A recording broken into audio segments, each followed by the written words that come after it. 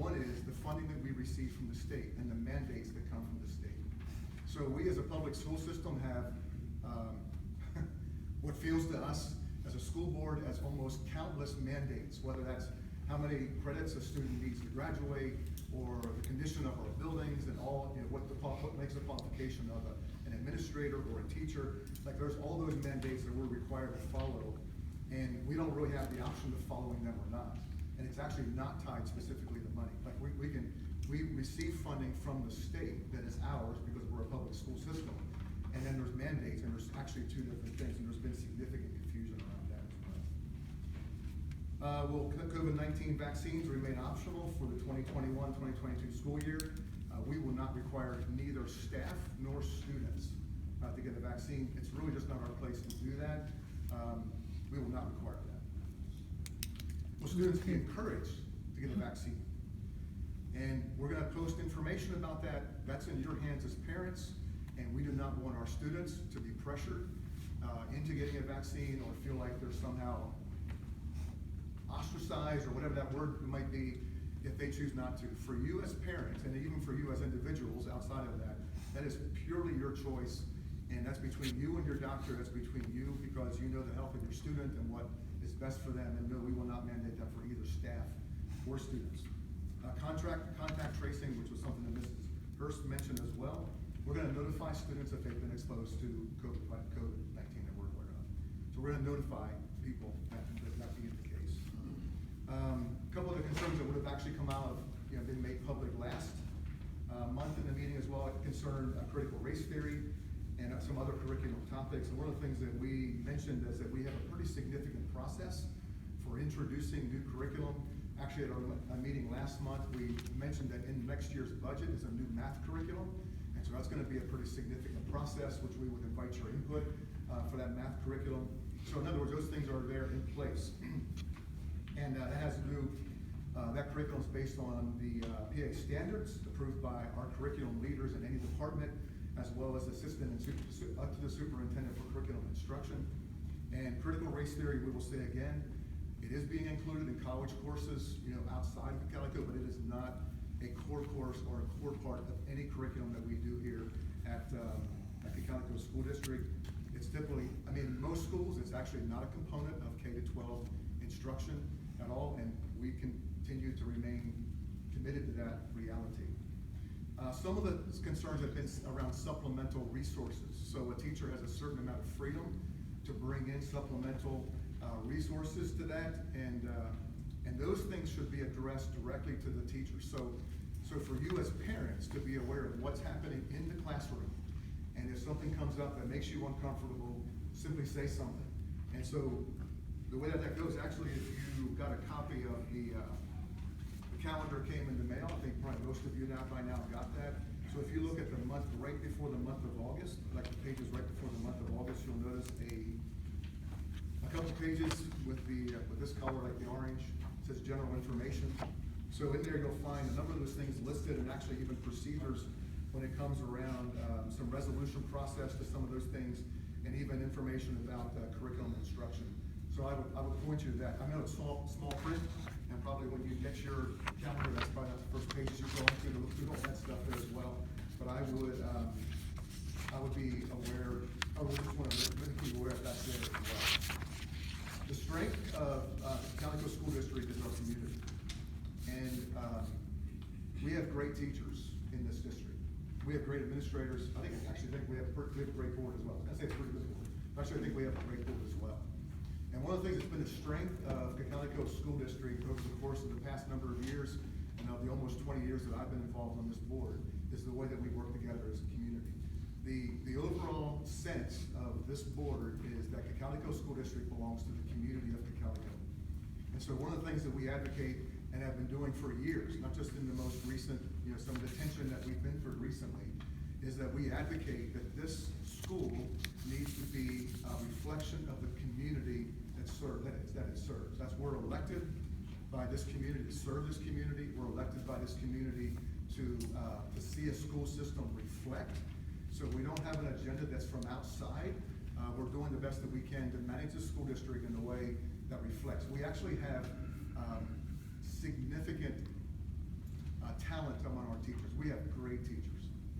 And what I can tell you, and I can tell for yourself, if you're involved in the school, if you're involved in classrooms, I think you can attest to that we have teachers that are not only committed, but they're significantly committed. We have administrators that go above and beyond to do what needs to be done for individual students and what's best for them as well. And I would appreciate for us that we continue to advocate together.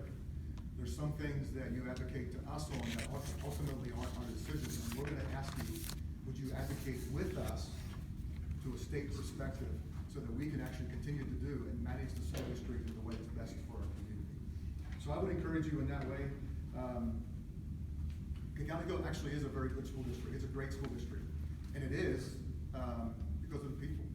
And that's both the people that are part of our community, as well as the people that are on staff and actually lead our students. And it's our desire to do absolutely what is best for our students. And we just encourage you to help us in that process, if you would. Hey, Kevin. Yes. Can I just make a comment? There's the recurring theme in the safety plan that says, I think Sue Alda actually read it for 2021 school year. I'm going to read the whole thing, but it says, the last sentence says, if there are any changes or revisions to existing, valid, and binding applicable requirements, we'll evaluate the plan accordingly. So we can separate that from a CDC guideline, I believe. And I know that the concern here would be that if the Commonwealth comes down and issues a binding mandate, that they could potentially hold funds from us. As we mentioned last week or last month, we've got $25 million that comes from the PA state for our $60 million budget. If you folks want to get active on the legislative front, Doug, you had mentioned, I believe, the fact that there's some legislators that are working on trying to make sure that they won't use that as leverage against us. So it would be, you might know more particulars than I do. No, I mean, they're obviously working on that, but I can't speak definitively yet. Right. Yeah. But there's some legislative activity on that front. Absolutely, sure. So, I mean, if you want to get involved in that, I would really encourage you all to get involved in that front. That's an important battle because at this point, I don't see that coming down, but it could. So, and that would be something that would be frankly out of our control. Yep. Yeah, thank you, Ms. Sensen, I appreciate that. And that's part of that advocation for would you help us to actually have the right influence in the state so that we can actually do the best that we can to manage our school district. Like, there's always gonna be state mandates, graduation requirements, things like that. And we wanna take those things in perspective and actually do what's best for our community. That's why what we're saying here is, can you advocate with us and actually help us in that process so that we can do the best to manage our district in a way that best serves our community. And I think we can say that there certainly seems to be the undertones that we hear. We don't see that imminent. In other words, we don't see that those mandates as imminent by any stretch of the imagination. But it would certainly help on the legislative front if we could head that off at the pass. Yeah, and I understand where everybody's coming from, and myself included. I think in the past year to a year and a half, we have seen government do things that we never thought they would do. And so that makes the cause for concern. The good news about that, has actually been some adjustments made, even in Harrisburg, even with all of you voting in the May election about minimizing the control that one person has in Harrisburg. Absolutely. And so there's been already some steps made in that way. And we would just simply advocate for us to be working together in partnership for that to continue.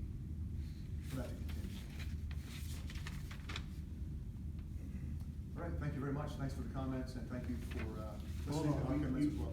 If I may, because you read in something into the minutes, so I'd like to respond to something that you said. Yeah, if you, That's yeah. okay. Shad Sahm, live on White Oak Road in Reinhold. So you read over question number 3, and you're talking about mandates. And so on your question answer, so you brought up about mandates, and mandates is a pretty, what he stated is pretty broad. And he mentioned about, well, we have, graduation mandates, and we have this other type of mandates. Well, we also had mandates last year that other local school districts in Lancaster County had to maintain, and somehow, they had a different view, and they done things differently, yet they had to follow the same mandates. So you know, myself and I think a lot of people here, in the community, we, when we see that, we hear that, cause we talk to friends and relatives that are in different school districts, we're a little confused, okay? We're being told here, well, it's a mandate, but yet in other school districts that have the same mandates, they have the same 660 square feet that we had to deal with, they dealt with it differently. So, understand, you know, the mandates, but there is some wiggle room there, and as a community, we're asking you to, you know, let's use our heads. We're here to work with you. That's why a lot of people are here. We are already here to work with you. And let's put our heads together and see what makes sense, okay? So, because as a community, as we had mentioned before, you know, 25% of that comes from the state. Also remember from last week, 2% comes from the federal, all right? So 25 plus 2, you know, I went to Cocalico, that's 27%. Where does the rest come from? Right here. The majority, Yeah, sure. okay? We are the majority. So let's watch, you know, our mandates and let's use some, you know, common sense of this local area. And I think that's why a lot of people are here, is they wanna start seeing that and hearing that, okay? So that's why I'm here. I'm here to be part of that. I saw that about the state legislature, and they're saying, hey, the state's also saying, hey, but get in with your local school boards too. You know, it starts at the ground level, and that's why we're here. I understand what you're saying, hey, get involved in the state. I'm sure we will, but we also gotta do work down here too, okay? So I appreciate your time, I appreciate your openness and allowing us to be here, so thank you very much, I appreciate it.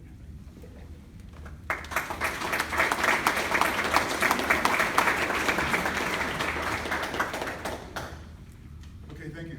We will be working our way through the agenda here, so I think everybody has a copy. Appreciate you signing in when you got here, as well as picking up an agenda on the way in. So we'll go to item number 2 on our agenda, which is the approval of the school board